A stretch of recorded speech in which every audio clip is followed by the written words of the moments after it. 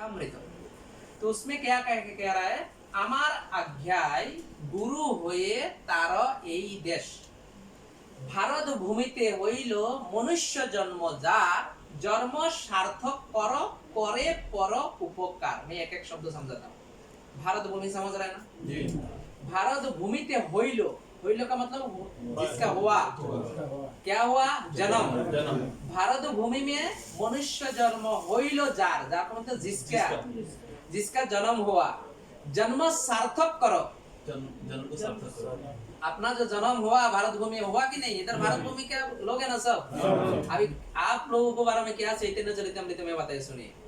भारत भूमि में जिसका जन्म हुआ उसका जन्म को सार्थक कीजिए। आपका जन्म भारत में है, आपका भारत में है, तो जन्म सार्थक कीजिए। कैसे सार्थक करना है, करे पर उपकार, जन्म को सार्थक करो, करे पर उपकार, वो दूसरा का उपकार करके अपना जन्म को सार्थक कीजिए। तो दूसरा का उपकार क्या है, पैसा देना, किसी के 500 रुपए का कमी है उसको पूरा करना, वो नहीं है। ये जन्म मृत्यु का जो चक्कर है, ये चक्कर से दूसरा को मुक्ति दिलाना, तो कौन दे सकता है, गुरु दे सकता है। इसीलिए कहते हैं अमर आज्ञा है, महाप्रभु कहते हैं मेरा आज्ञा से जो ना आप गुरु बन जाओ। भारत भूमि में जिसका जन्म हुआ, ये पूरा पाश्चात्य देश को तारने के लिए जन्म हुआ। हम लोग पाश्चात्य में क्यों जन्म नहीं लिया, क्यों पाश्चात्य देश में जो ना आध्यात्मिकता नहीं है। आध्यात्मिकता कहाँ है, भारत में है। इसीलिए भगवान हम लोगों को भारत में जन्म दिए गुरु बनने के लिए। हम क्या बन गया, नकर। समझ रहे ना, जितने सारा लोग है सबका अंदर क्या है, गुरु बनने का क्षमता है, लेकिन भूल गया।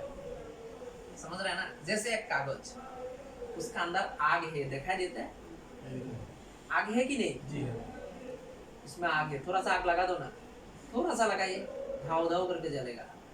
समझ रहे ना, तो गुरु बनने का कैपेसिटी सबका अंदर है। इधर जितने सारे लोग हैं ना, सबका अंदर। अभी हम लोग क्या कहते हैं, हाँ प्रभु हमसे तो नहीं होता है, क्योंकि आदत बन गया ना हम लोगों का। और वो लोग क्या कहेगा, इसलिए कहते हैं दुनिया का सबसे बड़ा रोग क्या कहेगा लोग।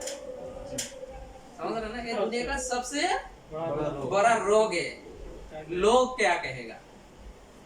समझ रहे ना, तो गुरु बनने का सबका अंदर, इधर जो ना जितना लोग है सबका अंदर कैपेसिटी है, शक्ति है, लेकिन उसको क्या नहीं कर रहे, नहीं जगा रहा है। उसको जगाना है सबका अंदर। ऐसा नहीं है जो हम इधर बैठ के बात कर रहे हैं आप नहीं कर सकते, आप भी कर सकते हैं। सबका अंदर भगवान ने कैपेसिटी दी है, क्यों, आपको जन्म इसीलिए दिया। हर जगह में एक एक लोगों को जन्म देने का एक उद्देश्य है। भगवान पूरा लोगों को, दुनिया को तारने के लिए भारत इतना महत्वपूर्ण है। इसलिए भगवान हर बार जितने बार आते हैं भारत में ही आता है। ऋषि मुनि का जन्म किधर हुआ, भारत में हुआ। और आप भारत से बाहर जाओ किस लिए, लोगों को तारने के लिए। हम तो थोड़ा सा पैसे के लिए आ गया, बस 15, 20, 30 हजार 50 हजार कमाएंगे, इधर से लेके जाएंगे, खाएंगे, सोएंगे, बस, और कुछ नहीं। सिर्फ इतना काम नहीं है। आप ही देखिए, हम लोग तो उसी काम के लिए आ गया, बनाया भगवान हम लोग को गुरु बनने के लिए, दूसरा को प्रीचिंग करने के लिए, उद्धार करने के लिए। हम लोग आ गया भारत से बाहर जाने के लिए, बोला प्रीचिंग करने के लिए, लेकिन आ गया कि क्या, किस लिए, पैसा कमाने के लिए। हाँ, पैसा कमाने के लिए भारत का बाहर आ गया। अभी आ भी गया, जब हम लोग को याद हो गया अभी, अरे हमारा जन्म इसलिए नहीं हुआ, सिर्फ अभी शुरू कर सकते हैं ना, अभी से शुरू कर सकते हैं।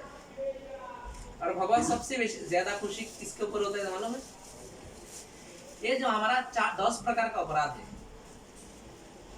10 प्रकार का नाम अपराध कहता है। तो नाम अपराध में सबसे पहला अपराध कौन सा है मालूम है, जो भगवान का नाम का प्रचार करता है उसका निंदा करना सबसे बड़ा अपराध है। जो भगवान का नाम का प्रचार करता है उसका निंदा करना सबसे बड़ा अपराध माना गया। क्यों, क्योंकि वो जिसका आप निंदा कर रहा है, जिसका हम लोग निंदा कर रहा है, वो भगवान का वाणी का प्रचार कर रहा है, और भगवान उसको ज्यादा पसंद करता है, इसीलिए इसको अपराध दे दिया। इसको निंदा करना अपराध है। समझ रहे हैं ना। तो अभी देखो, जो भगवान का प्रीचिंग करता है उसका प्रति भगवान कितना खुश होता है ना, समझ लीजिए कितना खुश होता है। तो आप अगर शास्त्र का हिसाब से, महाप्रभु का हिसाब से, महाप्रभु क्या कहा, अपना मर्जी से कुछ नहीं, मेरा आज्ञा से, मेरा आज्ञा में गुरु बन जाओ। सब गुरु बन सकता है, लेकिन मेरा आज्ञा पालन करना पड़ेगा। मेरा आदेश का पालन करना पड़ेगा, सब गुरु बन सकता है। महाप्रभु ने कहा हमारा आज्ञाई गुरु हो, तारो, तारण का मतलब समझ रहे ना, तारना, उद्धार करना, तारो ये देश, समझ रहे ना। हम गुरु है भाई, हम लोग भगवान का प्रिय है, हम लोग देखो भगवान परम पिता है और भगवान का हम लोग संतान है। पिता हमस्य जगत, भगवत गीता में भगवान ने कहा। हाँ, सब लोग एक बाप का जो है 4-5 बेटा होता है ना, सबको पसंद करता है। संपत्ति का मालिक सब होता है, लेकिन पिता सबको पसंद नहीं करते। जो पिता का आज्ञा का पालन करते हैं उसको स्पेशल, उनके ऊपर उनका प्यार रहता है, पिता का प्यार। तो ये दुनिया में सब लोग भगवान का संतान है, लेकिन जो भगवान का वाणी का प्रचार करते हैं भगवान अलग नजर में उनको देखता है, बहुत उनका प्रति खुश होता है भगवान। समझ रहे ना। हम लोग फकीर नहीं है भाई, सब लोग हम लोग क्या है, राजकुमार है। भगवान समस्त जगत का राजा है ना। हम भगवान का संतान, हम लोग राजकुमार है भाई। कौन सा कांगाल है हम लोग, रोते रहते हैं पूरे दिन, हमारा पास नहीं उसका पास है, हमारा पास नहीं उसके पास है, खुश ही नहीं रहते।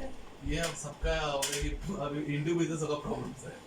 अरे समझ रहे ना, राजकुमार हम लोग एक एक राजकुमार है, सब कुछ हमारा पास है, करोड़ों का संपत्ति हमारा पास है। इधर करोड़पति कौन कौन करोड़पति, बाकी सब भिखारी, सब करोड़पति। अरे बाप, अच्छा समझ लीजिए प्रभु, पीछे वाला प्रभु तिलक वाला, आपको कोई 10 करोड़ रुपए दे देगा, आपका दोनों आंख दे देना, समझ रहा है। आप देंगे 10 करोड़ रुपए देगा तो आपका आप दोनों आंख दे देंगे, देगा कोई नहीं देगा भाई।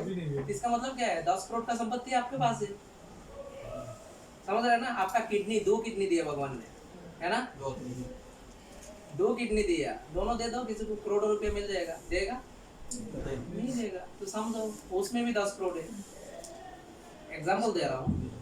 करोड़ों का संपत्ति भगवान हमको दे के रखा, फिर भी हम लोग कंगाल का जैसा जरा हमेशा रोते ही रहते हैं। भगवान ने बताया थोड़ा 50-60 साल का जिंदगी तुम लोगों को दिया, थोड़ा सा भजन भक्ति करो, पूरा दिन काम करते रहो, मुश्किल नहीं, 3-4 घंटा थोड़ा मेरा भजन भक्ति करो। और मैंने तुम्हारा लिए एक ऐसा घर बना के रखा गोलक वृंदावन में, सबके लिए एक एक घर बना के रखा है। भगवान उधर खाली पर आए, उधर कहते हैं आओ चाबी लेके जाओ भाई, एंट्री कर लो। हम लोग इधर ही पर आए और लोहा ईंट का घर बनाने के लिए, है ना। ब्रह्म संहिता में भगवान ने बता रहा है गोलक वृंदावन का घर कैसे होता है, चिंतामणि प्रकर सदमसु, समझ रहे हैं। चिंतामणि समझ रहे हैं, एक मणि होता है परसमणि, तो परसमणि आप लोहा को टच कर देंगे वो लोहा सोना हो जाएगा, वो परसमणि होता है। स्पर्श करने से सोना हो जाता है लोहा। और चिंतामणि जो होता है सिर्फ चिंता करने से वो हो जाएगा। और चिंतामणि के सामने आप अगर दूध चिंता कर दिया तो दूध खराब हो जाएगा आपका सामने आके। जो भी आप चिंता करेंगे ना, ऐसा मणियों का, मणि से बनाया हुआ घर कहाँ है, सदमसु का मतलब घर, संस्कृत में घर को कहते हैं सदमसु। चिंतामणि प्रकर मतलब अर्थात चिंतामणि से बनाया, प्रकर सदमसु,